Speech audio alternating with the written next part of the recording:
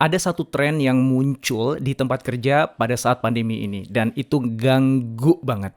Namanya burnout. Kayak gimana, apa dampaknya, dan apa yang bisa kita lakukan? Yuk kita simak di episode kali ini.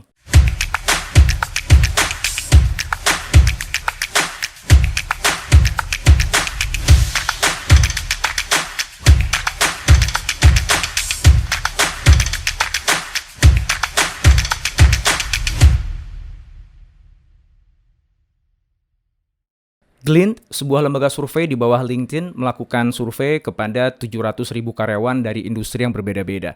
Dan mereka menemukan satu tren yang muncul di masa pandemi, yaitu employee burnout.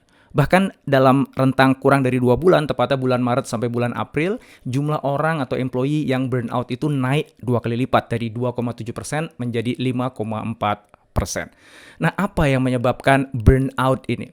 Ternyata ketika karyawan dia struggling untuk bisa melakukan balancing antara work dengan life, itu melaporkan 4,4 kali lipat berpeluang burnout dibandingkan mereka yang nggak harus struggling tadi.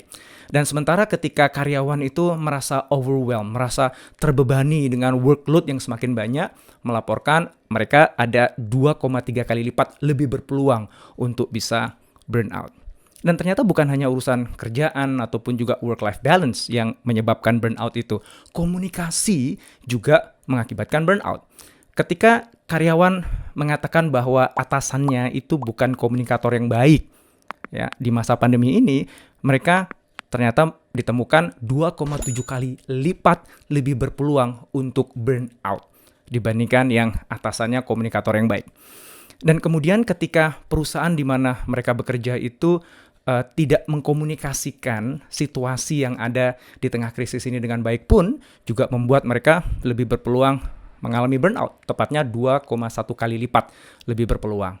Lalu apa yang bisa kita lakukan dengan kondisi seperti ini? Ya, yang kita lakukan pertama jelas kita harus mempromosikan employee well-being kepada semua karyawan kita.